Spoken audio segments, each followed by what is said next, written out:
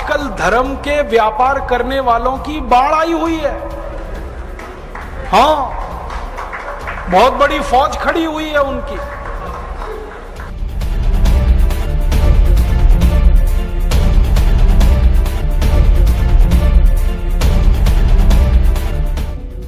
शराब का सबसे पहला फायदा, शराब आपके कॉन्फिडेंस को बढ़ाती है।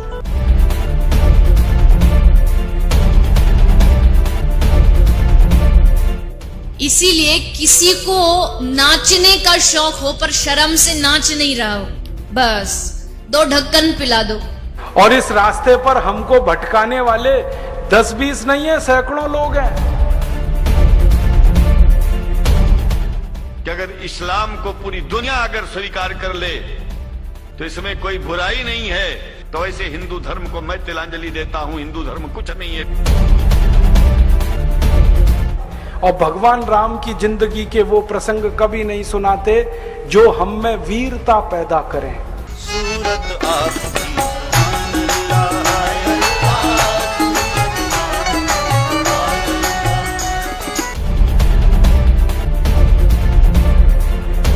कहीं से 10 करोड़ लूटो, कहीं से 20 करोड़, कहीं से 25 करोड़।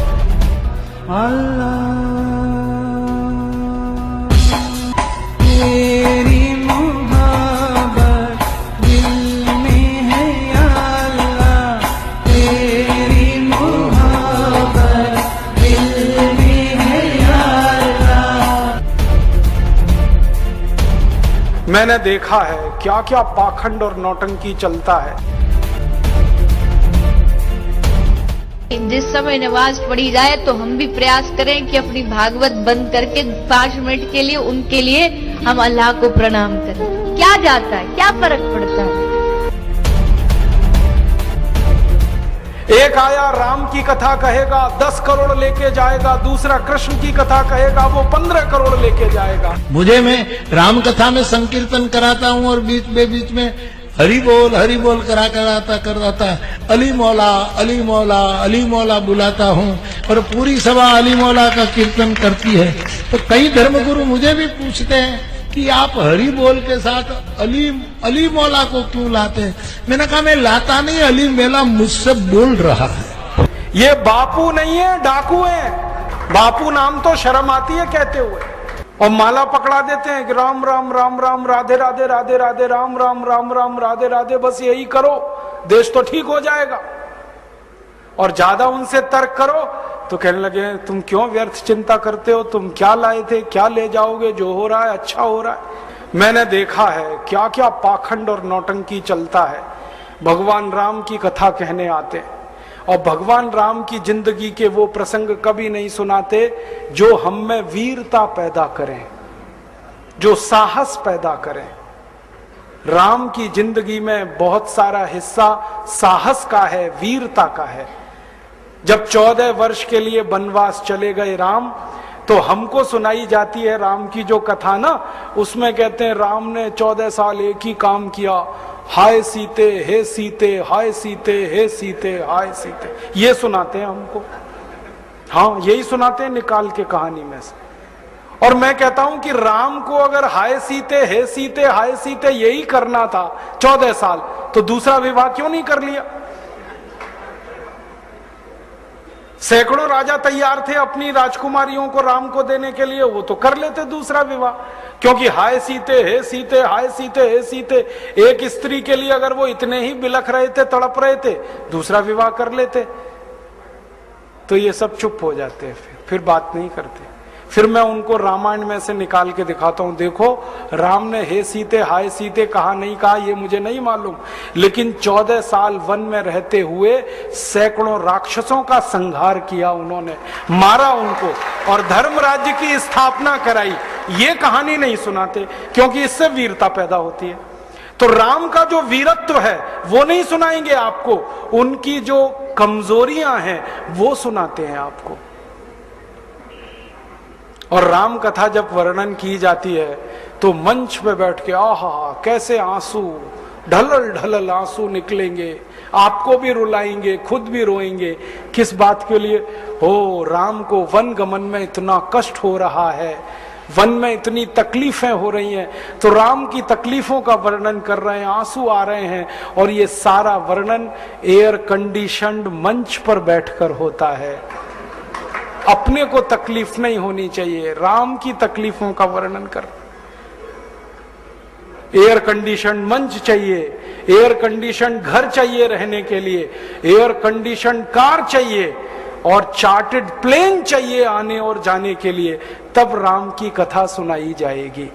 जो राम जिंदगी भर पैदल चलते रहे, जिन्होंने अपना रथ भी छोड़ दिया था अयोध्या से निकलते समय, वो राम ने जिंदगी भर पैदल चल के काम किया, और यहां एयर कंडीशन कारों में घूम घूम कर, चार्टर्ड प्लेन में घूम घूम कर राम की कथा सुनाते हैं।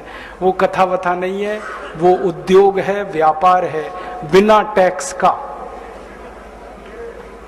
और मुझे बहुत शर्म है ये कहते हुए, समय आने पर प्रमाण से बात करूंगा कि राम कथा कहने वाले ब्लैक मनी को व्हाइट मनी करने के काम में लगे हुए एजेंट हैं, और इससे ज्यादा कुछ नहीं है। और मुझे इससे भी बड़ी शर्म आती है कहते हुए कि आप जो उनको दे रहे हैं दान के रूप में, वो पैसा ब्याज पर उठा रहे हैं वो दूसरे लोगों को, और आपके दिए हुए पैसे से धंधा बना रहे हैं अपना। फिर ऐसे कृष्ण की कथा कहने वाले आ जाते हैं, कहते राधे राधे राधे राधे राधे राधे, और कुछ कहो ही मत, राधे राधे। कंस को मारा, जरासंध को मारा, शिशुपाल को मारा, अधर्मियों को मारा, ये सब थोड़े में, राधे राधे राधे राधे बड़े में। हाँ, क्योंकि आपको कायर बनाना है ना, निर्वीर बनाना है, नपुंसक बनाना है, तो वीरता की कहानी क्यों सुनानी है? तो चुन चुन कर ऐसी कहानियां सुनाते हैं। और मैं आपको बहुत गंभीर बात कह रहा हूं कि ये सारे हमारे देश में जो पाखंडी लोग हैं ना, राम और कृष्ण की कथा कहने वाले, ये सरकारों के साथ मिले हुए हैं, क्योंकि सरकारों ने इनको एक कान में मंत्र फूंका है, तुम लोगों का ध्यान इस तरफ भटकाते रहो ताकि कोई महंगाई के खिलाफ न लड़े, गरीबी के खिलाफ न लड़े, बेरोजगारी के खिलाफ न लड़े, अत्याचार के खिलाफ न लड़े, वो डूबा रहे राधे राधे राधे राधे राम राम राम राम, बस इसी में।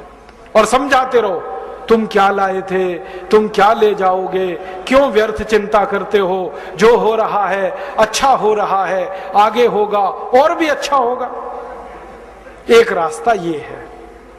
अब दो रास्ते हैं अपने सामने, एक रास्ता भगत सिंह का, ऊधम सिंह का, चंद्रशेखर का, एक रास्ता हमारे ये धर्म गुरुओं का, पाखंडियों का, जो राम की कथा, कृष्ण की कथा।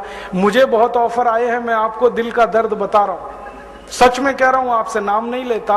मुझे ऑफर आए कि तुम कहां बेकार भटक रहे हो, मेरे साथ आ जाओ। मैंने कहा बापूजी क्या होगा उसमें? तो कहने लगे जितना मिलता है वो डबल हो जाएगा। मैं बोल रहा कैसे? तो उन्होंने कहा तुम्हारी वाणी में बहुत जोर है, और मेरे पास लोगों की भीड़ इकट्ठा करने का, मजमा लगाने का तरीका है। मैं ऐसा डमरू बजाता हूं कि सब इकट्ठे होते हैं, और तुम्हारी वाणी में जोर बहुत है, मिलके लूटेंगे, थोड़ा तुम्हारा थोड़ा मेरा। ऐसे खुले ऑफर हैं मेरे पास। और मैं कहता हूं बापूजी माफ करो। क्यों? कहते तुम्हें पैसे नहीं चाहिए। मैंने कहा पैसे ही चाहिए होते तो बहुत रास्ते हैं मेरे पास, यही एक बचा है। पैसे ही कमाने हैं तो बहुत रास्ते हैं, ये एक रास्ता थोड़ी है। बहुत तरीके हैं, पैसे कमा लूं, घर बना लूं, बीवी बच्चे ले आऊं, करोड़पति हो जाऊं, 10 करोड़पति हो जाऊं, 100 करोड़पति हो जाऊं, बहुत आसान काम है ये तो। थोड़ी चालाकी हो तो सैकड़ों करोड़ बनाना बिल्कुल मुश्किल नहीं है इस देश में। फिर अंत में तो वही होगा ना, सैकड़ों करोड़ हो गए, एक दिन डायबिटीज होगी, एक दिन अर्थराइटिस होगा, एक दिन हार्ट अटैक आएगा, मैं मरने ही वाला हूं। तो मरना तो है ही, वहां भी शायद जल्दी मरूं, क्योंकि जब शरीर में तामस वृत्ति आती है ना तो जल्दी मरता है आदमी। जब तक सात्विक रहता है तब तक थोड़ा दम रहता है, तो तामस वृत्ति आएगी, मरना मुझे वहां भी है। तो क्यों ना इस रास्ते पे चल के मरूं जहां सात्विक वृत्ति भी है, मरना है ये तो पक्का ही है, जिंदा तो कोई रहेगा नहीं। तो भगत सिंह का रास्ता क्या बुरा, ऊधम सिंह का रास्ता क्या बुरा, चंद्रशेखर का रास्ता क्या बुरा, कुछ करके मरो ना। मरेंगे ये सब भी। राम की कथा सुनाते सुनाते हार्ट अटैक आएगा, मरेंगे वो भी। डायबिटीज सबको हो रखी है, मैंने देखा है नजदीक से जाके, सब इंसुलिन लगाते हैं, खाते हैं गोलियां, अपनी डायबिटीज नहीं मिटा पाते, दूसरों को उपदेश देते फिरते। ब्लड प्रेशर सबको बढ़ा हुआ है, क्योंकि ये जो काला धन है ना, इसका हिसाब किताब करने में बीपी ही बढ़ने वाला है। सब बीपी की गोलियां खाते हैं, सब डायबिटीज के लिए शिकार है, तो दूसरों को उपदेश देंगे तो मैं भी लग जाऊं, वो एक रास्ता है। एक रास्ता भगत सिंह, उधम सिंह, चंद्रशेखर का भी है। मौत तो दोनों में ही आने वाली है, बस अंतर इतना है, एक मौत ऐसी आएगी जिसको देश और समाज जिंदगी भर याद रखेगा, और एक मौत ऐसी आएगी कोई पूछेगा नहीं।